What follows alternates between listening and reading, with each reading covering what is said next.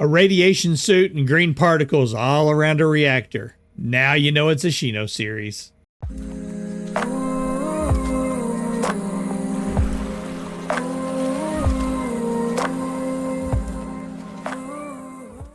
Hey, welcome back everybody. It's Shino. And we are back in All the Mods 9 to the Sky. Hope you're doing well. I'm doing good. Last episode, we set up our sieving factory. And I thought I had taken care of that issue right there. We didn't, so we'll put a slab on it. And boom, no longer a problem. Fires. I don't like fires. Even though the fire won't destroy that crate, I just don't like it. I just don't like it. Last episode, like I said, we set up our factory over here. This is down below. We're down at Y level 10.8.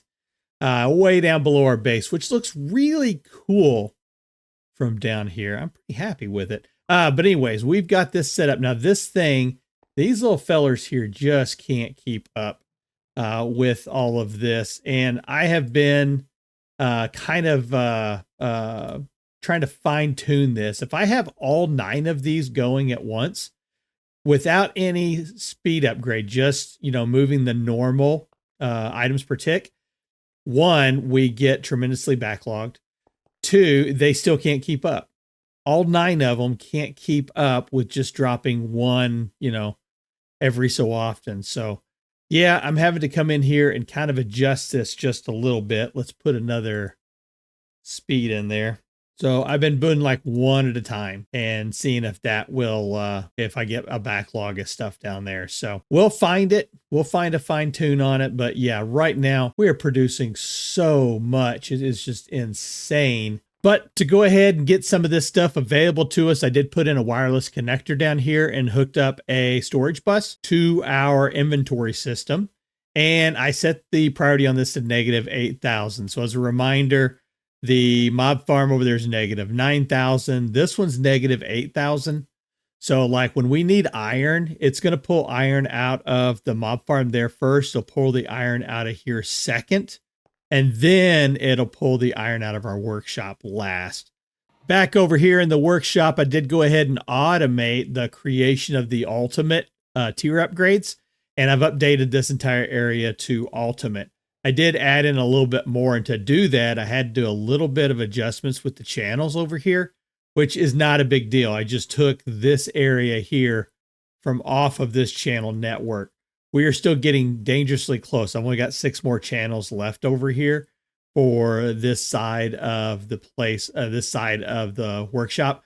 I don't know if we're going to need a whole lot more over here, but we're going to see what we can do as far as getting some more channels over here if needed. Also went through and I created a new Ender network. So we now have Ender Cell Network 3 that is set up over here at the power plant area. I want to make sure then that all the power that we need for over here is generated over here. And the reason we want to do that is the purpose of today's episode. As I mentioned, it is time to start putting in our nuclear reactors and also our SPS so that we can generate antimatter. To do that, we're going to have to generate the fissile fuel. And so that's what we're going to be setting up in this area right here today is the fissile fuel. And then we're going to set up the reactor and the SPS. But first things first, look what's happened. We are maxed out on our all-the-modium essence, and we are getting close to maxing out on our vibranium essence. Well, that's a great thing. I'm not upset that we're maxed out, but the thing I am upset about is that we don't have it here in our inventory system. So we're going to automate the crafting of the essence here and getting it into ingot form, or at least into nugget form, so that we can send it upstairs. All right, so we got the crafter set up here. This is a tier 3 crafter. And I think I was originally saying we're going to do this just as nuggets, but I think we'll go ahead and convert it into ingots. I don't think that'll be a problem. So we need to set up the recipe for these. And that is the hollow one. So now we've got those 2 ingots, or those 2 essence going into the nuggets. I'll spit it out. Give me some of them nuggets. And then we're going to set, when we set these recipes, we don't want this to go external. We want this to stay internal. We'll hit apply. Same thing here, apply.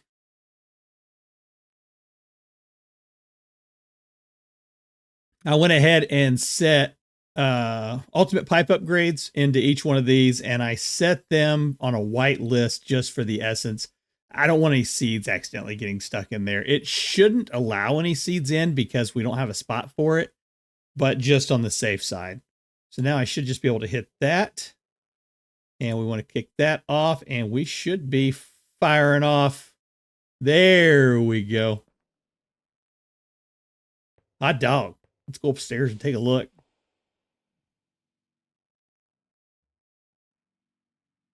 Oh, yeah, that's much better. Now we've got that stuff to use. And hey, speaking of having that stuff to use, I went ahead and made the vibranium templates. These are really simple to make. You're just using your all-the-modium template and using 9 vibranium ingots around it. And that's how you get your smithing template for that. So let's go ahead and upgrade our gear to vibranium. So what's that going to do? 33.5 on the attack, plus we already got a 10 plus 10, plus a 45% crit chance. And I think we've got other increasing attack. Yeah, we got sharpness on there. That thing's crazy. Going from 27.5 up to 33.5. Very, very nice. I don't think we need to make this thing any more OP, but we're going to. And let's go ahead and do our gear as well. There we go. Spiffy. That looks pretty nice. I guess it's it. Well, now I'm thinking about it. It's an okay color. It's okay. So that's fun. That's fun. There's something else I've been doing too. Let's go to my quarry. So I have heard, I heard that it is very possible to get unobtainium in the end, in the Highlands. And so I set up a quarry. And there's some more over there. So I set a quarry up over here to see if we could get some unobtainium, and it worked. Looky there, it worked. Not very much. 3. So not a great amount, but that's okay. I'm going to keep moving this quarry around in this area. We'll continue to get more and more unobtainium. So I got 11 pieces of unobtainium out here. That's cool. But since we have these crushers here, I think we should probably hand this over to him and see what he gets us. So that gives us 66 ingots of unobtainium. Very nice. Thank you, Mr. Crusher. All right.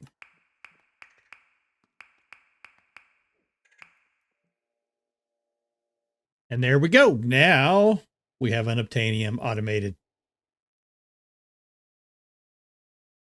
Oh, baby.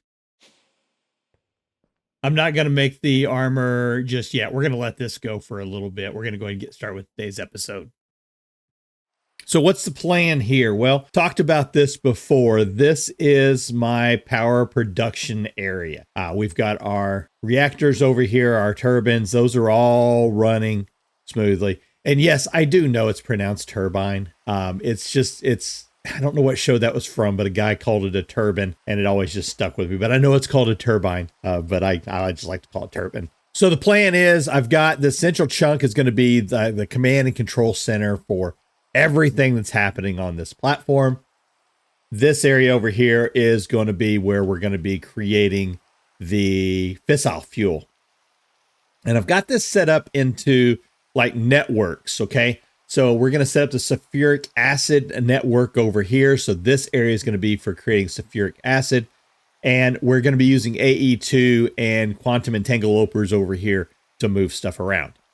This area is where we're going to be creating the hydrogen and the oxygen. This one is for water vapor. This area, this network is for the uranium oxide. And then the uranium hexafluoride will be produced here. fissile fuel is going to be back here. This is going to be the primary area for fissile fuel. And then if we need to expand and grow, if I'm not getting the result that I want from this system, I don't think that's going to be the case. But in case I don't, I want to go ahead and leave a little extra space here for creating a second fissile fuel if needed, right?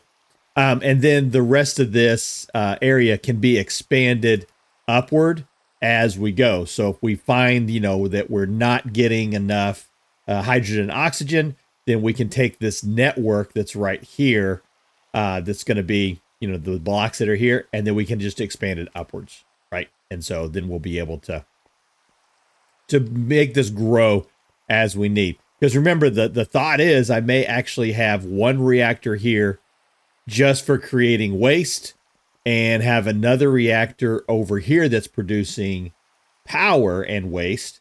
When we'll have a turbine set up on it. And then we're going to have the SPS or 2 set up here to produce antimatter. And remember, I want to flex on this, right? I want to make sure I want a system that's going to allow me to produce a lot of antimatter, not just a little bit. I want to be able to produce a lot of antimatter. So for this, I have a plan. We have AE2 here. This is hooked up to my main network, right? I want another AE2 system over here that will integrate with this, but is only used over here. So a whole new controller, just like what we did over at the Britannia area. We're going to set up a whole new controller, whole new disk, all of that right over here. And then we're going to have also crafters, or the coprocessors and processing units and crafters, crafting capability over here, and a storage system to store some stuff in. And I went ahead and created this area for storage. I'm not sure. At this moment, I only know of like 2, 3, 4 things, 2 things really that I need to store over here. And that's going to be the sulfur dust and the fluorite. Antimatters, all that is going to be going elsewhere. All right, so let's get started with the AE2 system. All right, there we go. So we've got our ME controller set up. We've got a dense energy cell on that. That'll store 3.2 million FE. And we should have now also underneath here, we've got our AE2 system set up. So yeah, we got 3 different controllers set up down here, 1 on top. That will get us enough channels for what we're going to be doing. Let's go ahead and get the terminal set up. There we go. Just like what we've got set up over on the other side, we now have pattern access terminal, the pattern encoding terminal, and the crafting terminal. And we're going to throw 2 drives in there. One of them is going to be a 256K, and then the other one's going to be an infinite water cell. We may end up adding some more over here, but I don't think we'll really need it. I'm going to recess the crafting storage units down in there like that. We'll put the coprocessor on top.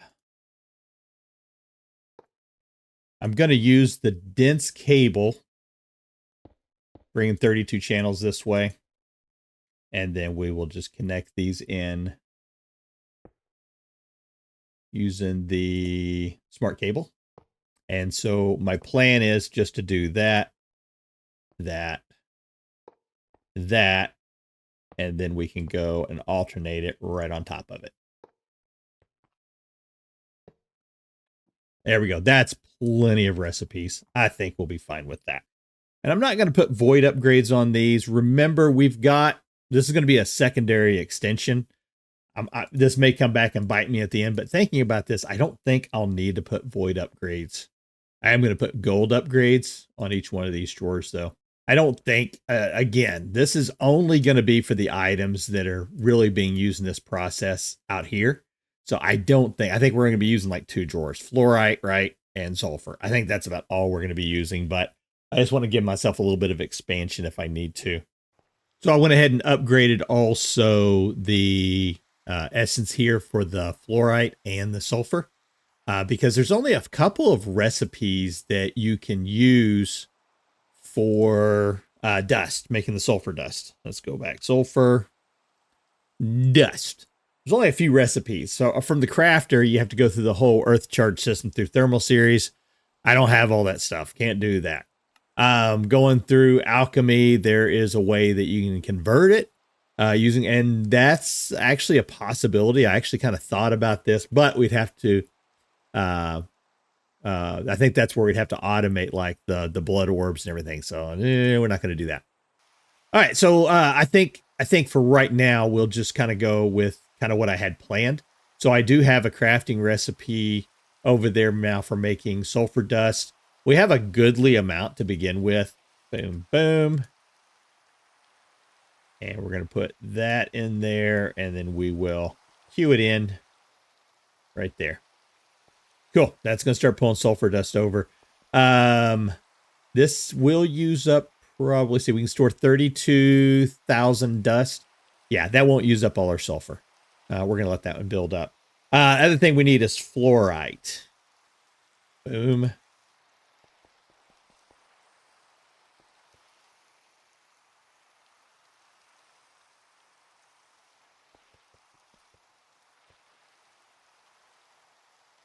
And same thing there. And I'm going to export using round robin on this,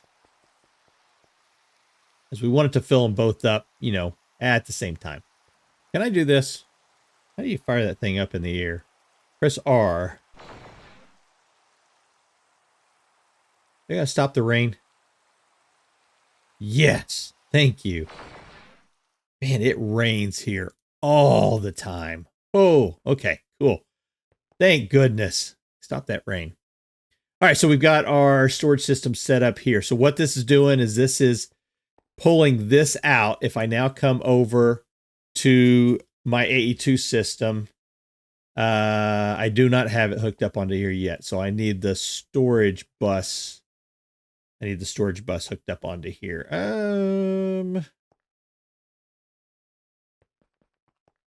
Which means I probably,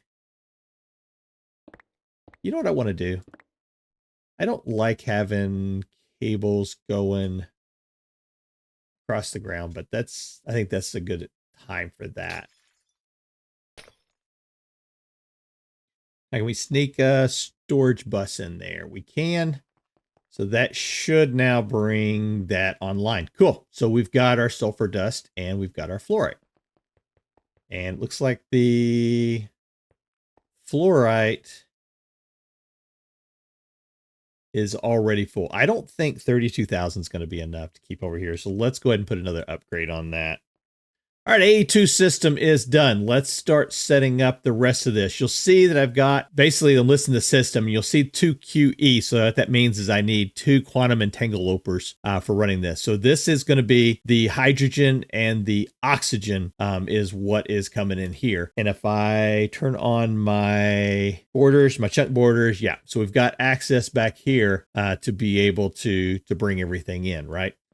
I just noticed it's raining again. Go away. Always rains here. Items, energy, turn that off. Gases. Okay, gases are set up with eject on, output to the right, output to the left. Items config is off. Fluids is input to the back. Yes. Okay. So now we're going to configure this thing right here. And we're going to set up on the gases, and we're going to set that on the right as an input, and we're going to set up a network on this, and we're just going to call it hydrogen. And we're going to do the same thing over here. We're going to create this one as oxygen. We're going to connect to it. You see the other quantum entangle porter, we've got access to the hydrogen channel. So we actually, from each one of these quantum entangle porters, we could grab, and that's exactly how we're going to move this stuff around. Is just by grabbing it. So again, gases, and we're going to set that as an input. There you go. You'll notice, because it's H2O, right? So 2 hydrogen per every 1 oxygen. So you get twice as much hydrogen as you do oxygen. Let's do the same thing over here for the rotary condensator. But this one, we're going to be using it to turn it into water vapor. All right. So we got the water hooked up going into the back of this thing. You need to flip this arrow right here. To do that, you do toggle operation. Click that on, and it'll move it from condensating to decondensating. So that's how we've got it set up. So now the water vapor is exiting into this side. We could set the QE up on this side. It doesn't matter which one you set it up on. You just got to make sure you configure it properly on here. I'm going to go ahead here and I'm going to set up a new one called water vapor.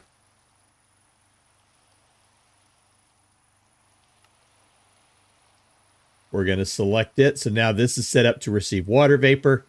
And we can now go into our side config. We're going to go to gases and we're going to set that up as the output. And under here, we're going to set that up as an input.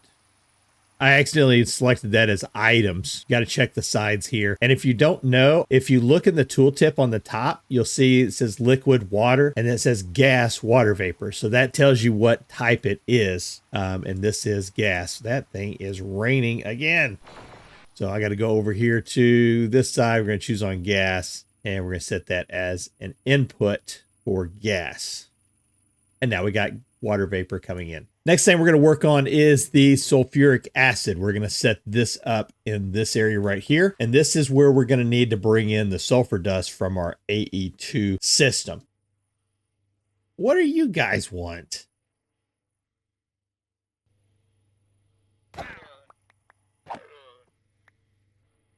We're going to go ahead and put up a no soliciting banner over here too. This is the center. That'll work. Maybe we can shut those guys off. All right. So we've got the A2 system up to here. This spot is where we're going to start the sulfuric acid. So we need a chemical oxidizer. There we go. We're getting sulfur dust in. So now we're going to set up a chemical infuser. And along with that chemical infuser, we're going to need another one of these. All right, so the idea here for the chemical infuser is that we need to take the sulfur dioxide that's coming in from the left, and we're also going to need oxygen here. And we're going to bring that oxygen from the QE from the back, and we're going to use that to make sulfur trioxide, right? Dioxide, add another oxygen to it, trioxide. You didn't know you were going to get a chemistry class, did you? Old Shino can teach you all kinds of stuff. So let's do gases. Again, if we don't know, we can look at the tooltip on the top. It says gas sulfur dioxide. Okay, with that, we have the QE, the quantum entangloper on the back, and that is set to the oxygen network. Tells you right there, frequency oxygen. And to set these, you highlight it and then click on the set. Okay, and that's how you set it on it. And then you got to make sure that you set the side config on it. So this is gases, and we've got it going to the left. Now, orientation-wise, you do got to pay attention. Because that's basically, this would be the front then. So, but luckily with Mechanism, they do show the pictures of where it's at. So if you're setting up, a really complicated network, might be a little more harder to do, but something like this, pretty easy. After sulfur trioxide, we then need another chemical infuser that's going to take the sulfur trioxide from the left, and we're going to add water vapor to it to make sulfuric acid. So we're going to put that down. Again, we're going to clear out our configs, and we're going to take our other quantum entangleporter. We're going to drop it in right there. And then we're going to need a second quantum entangleporter, and it's going to be for the output. So it'll be on that side. And we gotta choose the network. Water vapor. There we go. Water vapor's coming in. Sulfur trioxide is there. Sulfuric acid is building up. Now I'm going to set up another network here for sulfuric acid. There we go. I did forget. We're going to need uranium ingots over here too. That brings up an interesting kind of dilemma because I think, yeah, I'm burning out of uranium ingots pretty fast because of what I'm doing here. Yeah, and over here. So we're going to have to increase our uranium ingot output. Toot sweet. Definitely need to take care of that. We're going to need uranium ingots. Let's go ahead and we're going to get the uranium oxide area here set up. Need the enrichment chamber there. Need the chemical oxidizer here. Let's go ahead and turn off the configs again. There we go. All right, now we can set items config from the back as an input. There we go. Well, that's better. And we'll set the energy to the front as an input. That's on channel 3. Cool. Okay, that's better. Cool, so that's making yellow cake uranium. And this one, we're going to need speed and upgrades and everything. We're not going to worry about them just at this moment. So, but we want to set the output on this. And we're going to be going, now this is an item, and we're going to be exporting it to the right as an output, eject on. This side is going to be receiving an item from the left as an input. There we go. And energy on this is going to be on the front.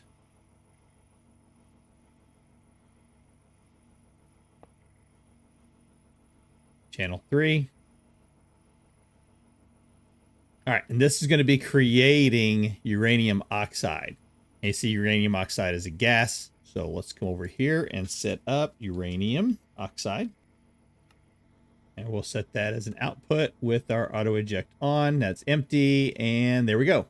4,500 millibuckets of uranium oxide. There we go. So we are moving right along here. Pretty good. All right, let's do the uranium hexafluoride. And we are going to be bringing in the fluorite from our AE2 system in through here as well. So I think we're going to look. I got to move the alignment on this up just a little bit. Okay, we're going to put chemical dissolution chamber. It's going to go right there. That's what we're going to be pumping the fluorite into. Cool. That's going to be exporting into the chemical infuser. Oh, we need one more QE. That's what I'm missing. Cool. Okay. I was going to say, it seems like I'm missing something here. For uranium hexafluoride, we're going to have to take sulfuric acid through this one. So we're going to find the sulfuric acid network. We're going to set that. So that's on the sulfuric acid. And in the back here, we are getting the fluorite. All right, for items from the back, that will be input. There we go. That's our fluorite. From this side, we're going to be extracting on the...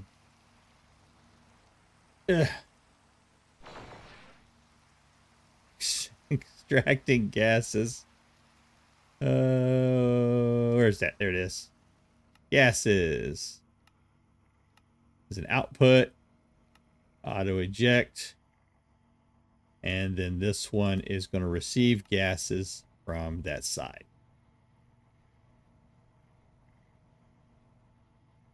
Very nice. That's making our hydrofluoric acid. We are going to set this one up to receive. And that is a gas, right? Yep, gas, hydrofluoric acid. So we're going to set this one up to receive gases. But let's clear...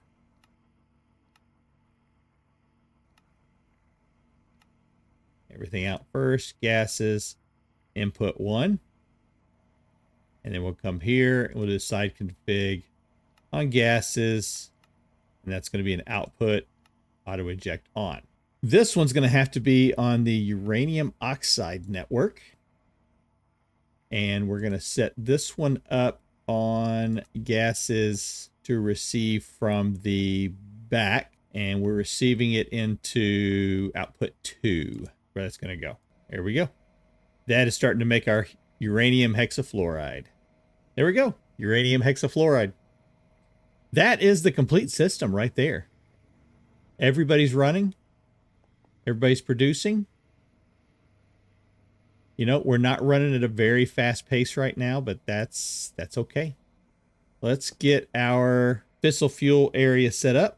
We're going to need 2 QEs. All right, we're going to set this one up to the hexafluoride.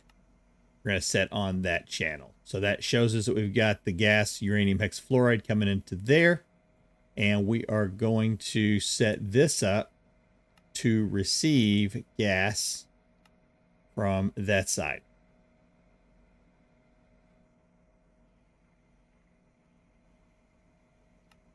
Let's go ahead and set energy to that.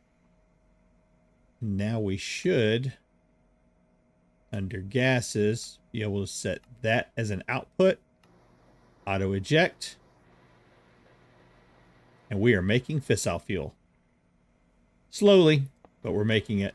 So let's go ahead and set this up. Then we'll start speeding everything up, right? So now we want to set up a network for fissile fuel.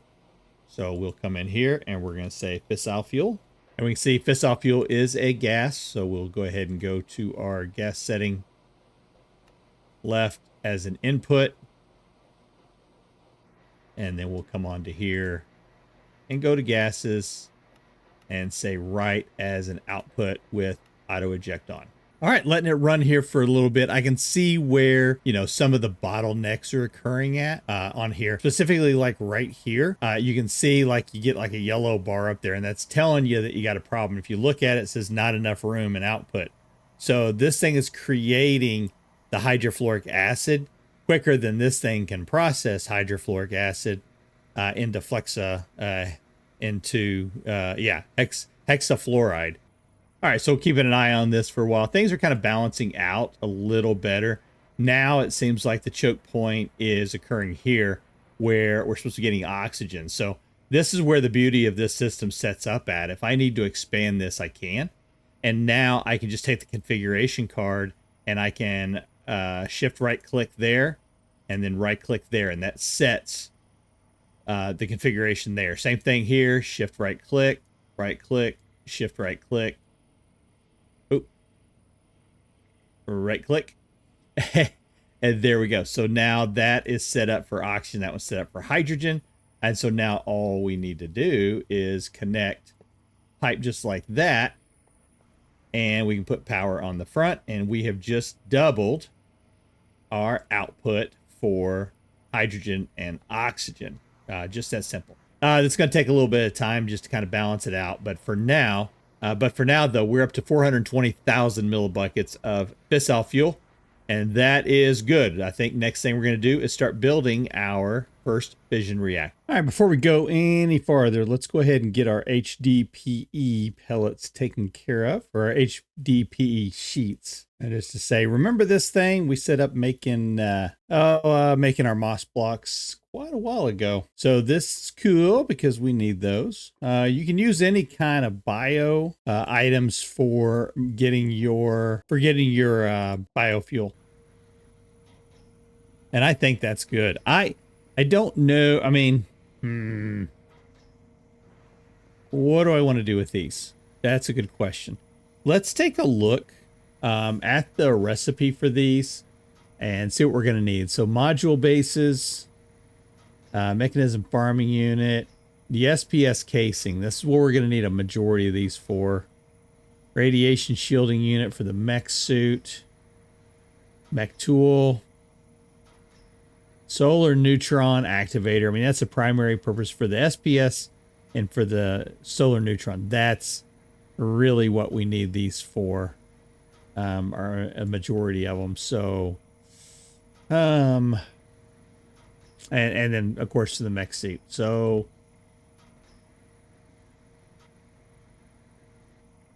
oh, and also the mega radioactive chemical storage cell. I believe that might be something I want to do. Yeah. Okay. So that tells me we're going to want to store this stuff up more than what can be stored in this area right here. But it also tells me I don't need to like go crazy on putting this stuff, like storing like a ton of it. But I don't want it to go into a drive system. No, we could. Yeah, we could. Let's do that. For reactor number 1, and that's right, I said reactor number 1. We're going to start over here, and we're going to make this, we're going to go like right back here in this corner. because everything that we're going to be doing with this coming out of it, we'll need to keep in the same chunk as well. So we're going to go 1, 2, 3, 4, 5, 6, 7, 8, 9. And 1, 2, 3, 4, 5, 6, 7, 8, 9. So do I have a 7 by 7 in here? 1, 2, 3, 4, 5, 6, 7. 1, 2, 3, 4, 5, 6, 7. Cool. So that is going to be the bottom of it. And then we are going to go up 11 high on this. So that's 1, 2, 3, 4, 5, 6, 7, 8, 9, 10, 11. So that is the height that we're going to go with. And I think that will work. Let me go ahead and get this filled in. We now need to put in the fissile fuel assemblies. And just like what we did for the reactors, we're going to do, every other one. But we can go ahead and go all the way to the end this time. Yeah, earlier, we left like a gap right around the edge. We just did the middle. This time we can do the whole thing. So that's 1, 2, 3, 4, 1, 2, 3, 4.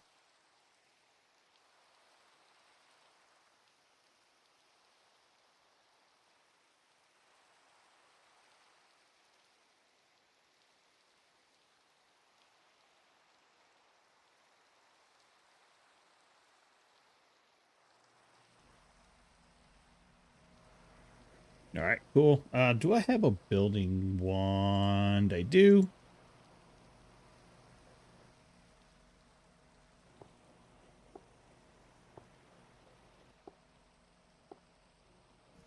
Oh, it's working. That's just displaying weird. Okay.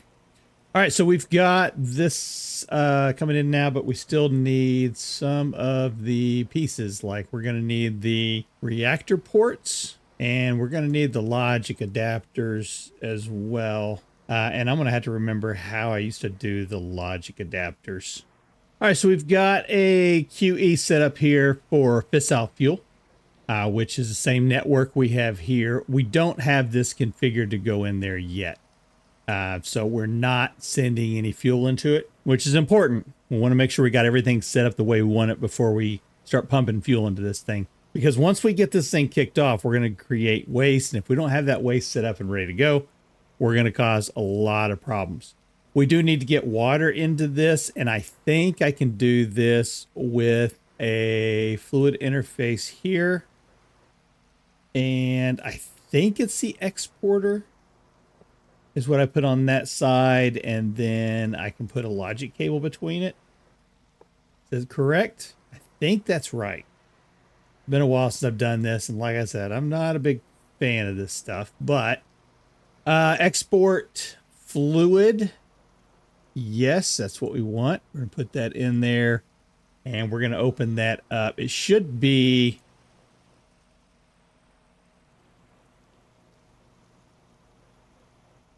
putting water in there already. Okay, there we go. I had it going in the wrong one. I had it under export fluid. It should be export all fluids. And you can see now that is pulling water in there. It's slow, right? So we can go here and we're going to increase the fluid transfer rate. And let's set that at like, I don't know, like 60,000. See, it's moving a lot faster. Cool. But we can do even better. There is a max value on this, and I can't remember what it is, but I think if we do like a max int number like that, and see it gives an X, so it won't let us do that one. But we can do that one is the number that it'll let us do, and boom, it's pretty much instantaneous. Cool. So we now have infinite water going in there at a very, very fast rate. So that should be okay. And if we could just harness the rain on this map, holy cow, gosh, I have had to clear this rain so many times.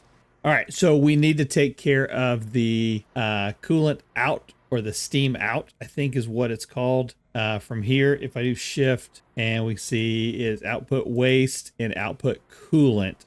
So yeah, we need to take care of that coming out. All right, we're going to test that. We're going to see if it's going to work. I can't remember if it does or not, but this will be one of the first things that we validate before we start messing with the waste. We are not done here yet. We need to set in some controls on this. And I'm going to need one more reactor logic adapter. All right, yet again, let's take care of the ring. Okay. All right, so I have the 4 sensors that are set in this in the sidewall here.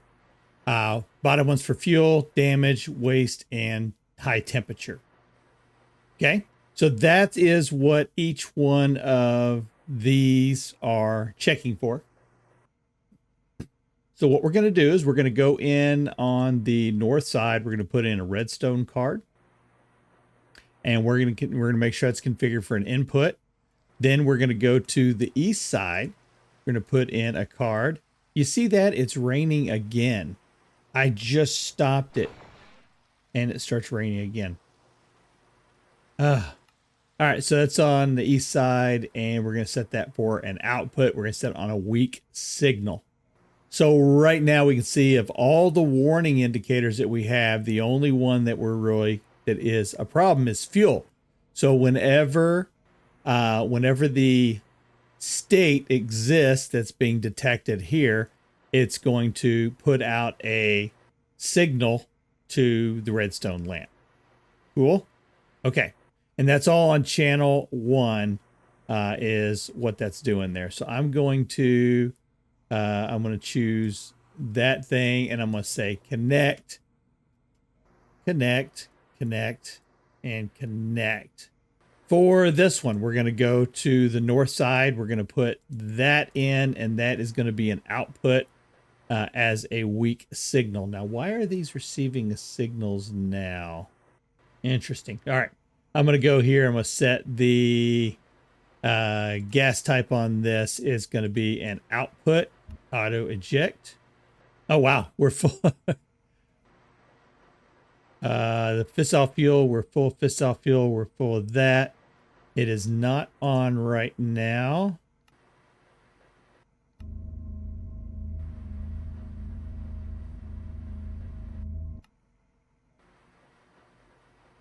Okay, that's what I want it to do. Basically turn that on when it does not have a redstone signal, right? So right now we are not receiving redstone signals from any of these. Okay, yeah, they are connected. Okay. So why are we not getting... I am a bonehead. My goodness.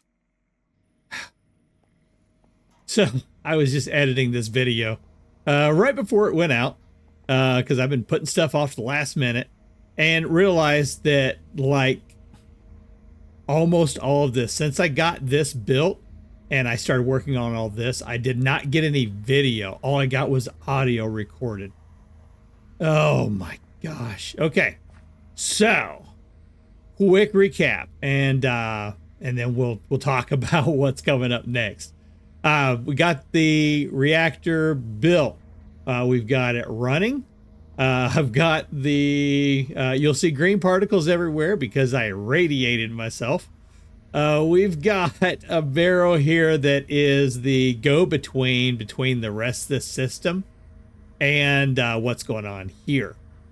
So this is like a little overflow for waste. We only have one currently of the solar neutron activators going. I don't think I'll need to do any more than that at this moment, but we will probably soon. And then we've also, on the other side, we have the isotopic centrifuge going that is also processing. So we've got polonium and plutonium coming in. Right there, there's the polonium, there's the plutonium. That thing is completely full. Cool. We're building up a backlog here.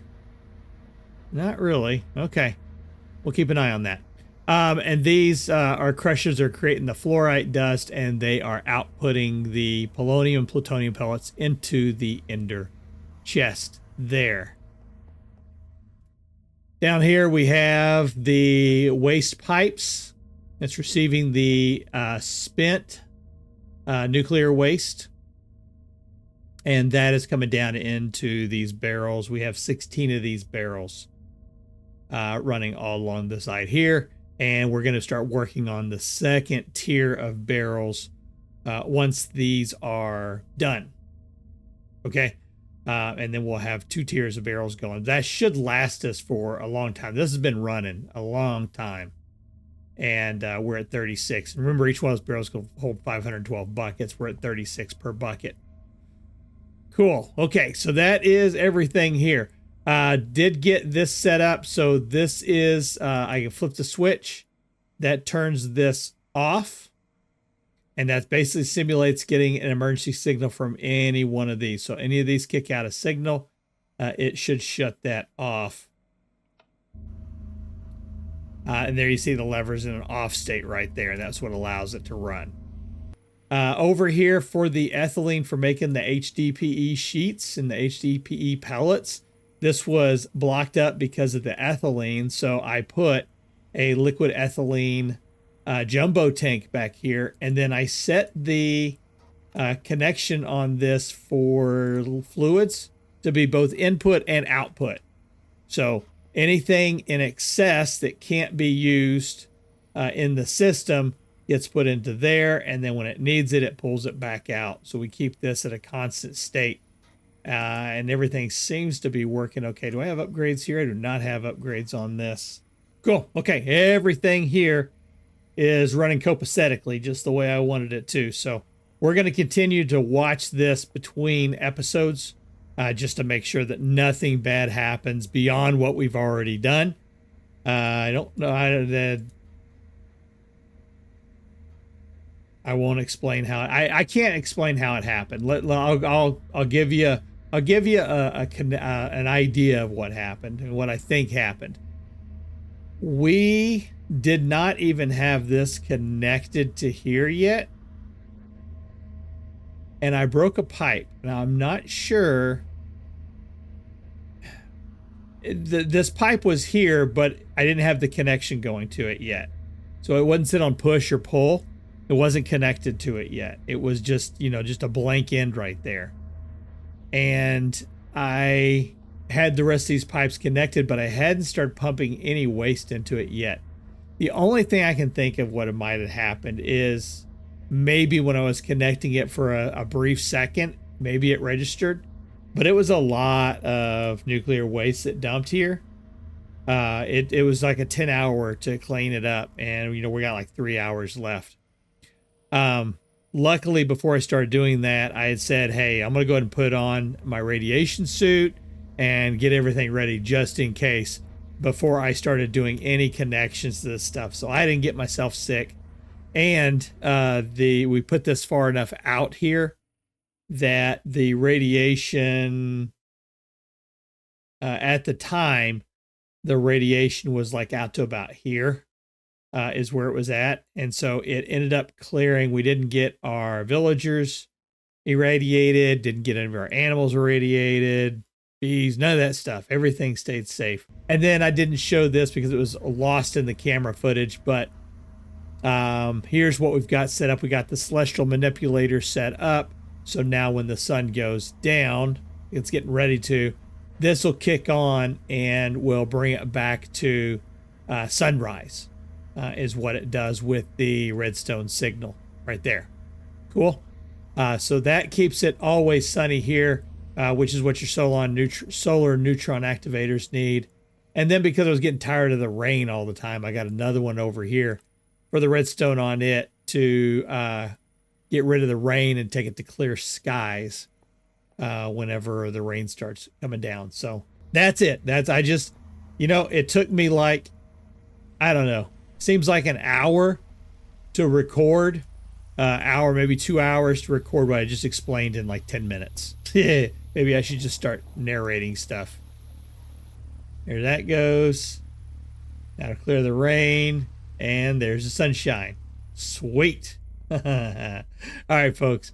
Hey, thanks for spending time with me. This has been Shino. Next episode, we are going to start working on our SPS which is going to be very exciting because I'm ready to start making some antimatter. Okay. All right. We'll see you in the next one. Take care.